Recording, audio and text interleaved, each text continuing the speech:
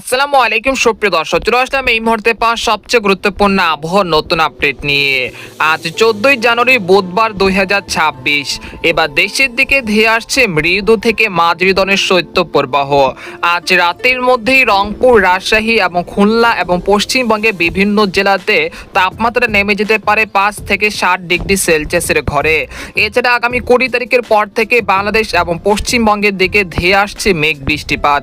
তো আজ 14ই জানুয়ারি বুধবার এবং আগামীকাল 15ই জানুয়ারি বৃহস্পতিবার কেমন থাকতে চলেছে আগামী 24 থেকে 48 ঘন্টার আবহাওয়া। বাংলাদেশ থেকে শুরু করে ভারতের পশ্চিমবঙ্গ, আসাম, মেঘালয়, মধ্য থেকে ত্রিপুরা রাজ্যে আগামী 24 থেকে 48 ঘন্টার মধ্যে কোন কোন জেলাগুলোতে হালকা থেকে মাঝারি ধরনের ঘন কুয়াশা দেখা মিলতে পারে এবং কোন কোন জেলাগুলোতে মৃদু থেকে মাঝারি ধরনের শৈত্যপ্রবাহ বয়ে যেতে পারে এবং আগামী 10 দিনের আবহাওয়ার পূর্বাভাস কি বলছে, তো এই বিষয়ে আরো বিস্তারিত জানতে হলে ভিডিওটি সম্পূর্ণ দেখতে থাকুন। আর আপনি কোন জেলা থেকে খবরটি দেখছেন অবশ্যই কমেন্ট করে জানিয়ে দিবেন। আর সবার আগে সর্বপ্রথম সঠিক আবহাওয়ার খবর জানতে আমার চ্যানেলটিকে সাবস্ক্রাইব করে রাখুন। এবার জেনে নেওয়া যাক এক নজরে। বন্ধুদের পর আমার সরাসরি ইউরোপিয়ান যে বায়ুমণ্ডলের চিত্রটা রয়েছে সেখান থেকে আপনারা দেখতে পাচ্ছেন যে এই মুহূর্তে দক্ষিণ বঙ্গোপসাগর একটি শক্তিশালী ঘূর্ণিঝড় সৃষ্টি হয়েছে এবং এই সময় বাতাসের সর্বোচ্চ গতি দেখা যাচ্ছে ঘন্টায় 100 থেকে 120 কিলোমিটার এবং এই ঘূর্ণিঝড় নাম হলো ঘূর্ণিঝড় অর্ণব। এটি বাংলাদেশের দেওয়ার নাম, তবে এই ঘূর্ণিঝড় বাংলাদেশ থেকে অনেক দূরে থাকা এর এফেক্ট বাংলাদেশ এবং পশ্চিমবঙ্গে পড়বে না। আপাতত বাংলাদেশ এবং পশ্চিমবঙ্গে বিভিন্ন জেলাতে আকাশ পরিষ্কার রয়েছে, রাত্রিকালীন শীতের তীব্রতা রয়েছে, দিনভর রয়েছে রোদের উপস্থিতি। এতে করে আরামদায়ক আবহাওয়া সৃষ্টি হয়েছে বাংলাদেশ এবং পশ্চিমবঙ্গে বিভিন্ন জেলা জুড়ে।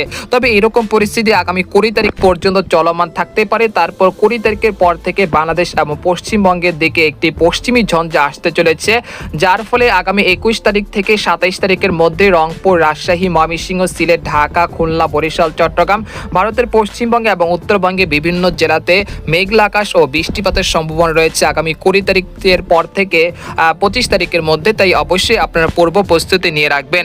এরপর যে আপনাদেরকে 14 তারিখ কিরকম আবহাওয়া থাকবে সেই জন্য আমরা ইউরোপিয়ান যে মেঘমালার আপডেটটি রয়েছে সেখান থেকে সরাসরি দেখানোর চেষ্টা করছি। তো আপনারা দেখতে পাচ্ছেন যে সকালের দিকে পশ্চিমবঙ্গের সবকটি জেলার আকাশ অনেকটা পরিষ্কার থাকতে পারে। একই সঙ্গে খুলনা, রাজশাহী, রংপুর বিভাগের অধিকাংশ জেলার আকাশ সকালের দিকে অনেকটা পরিষ্কার থাকতে পারে। তবে চট্টগ্রাম, কক্সবাজার, কুতুবদিয়া, মহেশখালী, টেকনাফ, খাগড়াছড়ি, রাঙ্গামাটি, বিলাইছড়ি, তারপর সন্দ্বীপ, হাতিয়া, তারপর হচ্ছে বরিশাল, লালমোহন, এই অঞ্চলে কোথাও কোথাও হালকা থেকে মাঝারি ধরনের ঘন কুয়াশা দেখা মিলতে পারে 14ই জানুয়ারি বুধবার ভোর 5টার দিকে। তাছাড়া ময়মনসিংহ, সিলেট, রংপুর বিভাগের অধিকাংশ জেলার আকাশ সকাল থেকে অনেকটা পরিষ্কার থাকতে পারে। তারপর সকাল 10টার পর থেকে দেশের আকাশ অনেকটা পরিষ্কার হয়ে যেতে পারে, রোদের উপস্থিতি দেখা যাচ্ছে দেশের বিভিন্ন অঞ্চল জুড়ে, পাশাপাশি পশ্চিমবঙ্গে বিভিন্ন জেলাতে রোদের উপস্থিতি থাকতে পারে। তারপর আমরা 14ই জানুয়ারি বুধবার দুপুর 2টা থেকে চলে আসলাম। আসার পর দেখতে পাচ্ছি যে এখানে খণ্ডকালীন কিছুটা মেঘমালা তৈরি হতে পারে রাজশাহী, ময়মনসিংহ, সিলেট, খুলনা এবং বরিশাল বিভাগে 2-1 স্থানে। তবে এই মেঘ থেকে কোনো রকম বৃষ্টিপাতের সম্ভাবনা তেমন দেখা যাচ্ছে না। তারপর আমরা সন্ধ্যা 6টার দিকে চলে আসলাম। আসার পর দেখতে পাচ্ছি যে রংপুর, রাজশাহী, ময়মনসিংহ, সিলেট, ঢাকা, খুলনা, বরিশাল এবং চট্টগ্রাম বিভাগে বিভিন্ন জেলার আকাশ অনেকটা পরিষ্কার রয়েছে, সেরকম মেঘমালা এবং বৃষ্টিপাতের সম্ভাবনা তেমন দেখা যাচ্ছে না।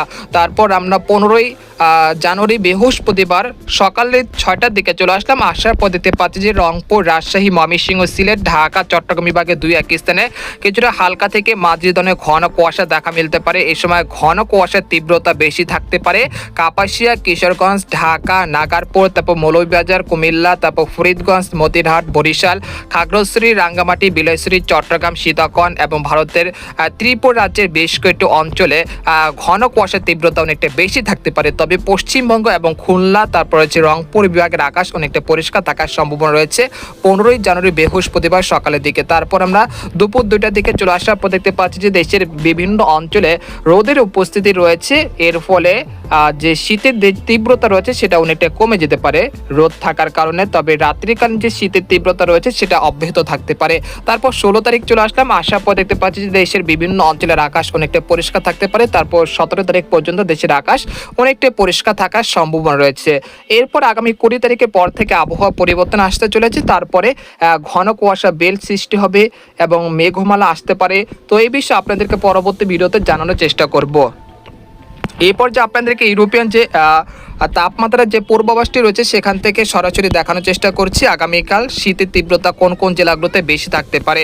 আগামীকাল মূলত রংপুর, রাজশাহী, খুলনা বিভাগের যে পশ্চিমী যে জেলাগুলো রয়েছে সেখানে শীতের তীব্রতা অনেকটা বেশ থাকার সম্ভাবনা রয়েছে। তবে ময়মনসিংহ, সিলেট, ঢাকা, বরিশাল, চট্টগ্রাম বিভাগে শীতের তীব্রতা অনেকটা কম থাকতে পারে, অর্থাৎ রাতের দিকে কিছুটা গরম অনুভূত হওয়ার আশঙ্কা রয়েছে। এছাড়া গোটা পশ্চিমবঙ্গে বিভিন্ন জেলাতে মৃদু থেকে মাঝারি ধরনের শৈত্যপ্রবাহ বয়ে যেতে পারে। কলকাতা, খড়গপুর, পূর্ব ও পশ্চিম মেদিনীপুর, জামশেদপুর, ধানবাদ, উত্তর দক্ষিণ 24 পরগনা, ঝাড়খণ্ড এইসব জেলাগুলোতে। তারপর 15 তারিখ চলে আসার পর দেখতে পাচ্ছি যে রাত্রিকালীন যে শীতের তীব্রতা রয়েছে সেটা ধীরে ধীরে বৃদ্ধি পাচ্ছে রাজশাহী, খুলনা, বরিশাল এবং ভারতের পশ্চিমবঙ্গে বিভিন্ন জেলা জুড়ে।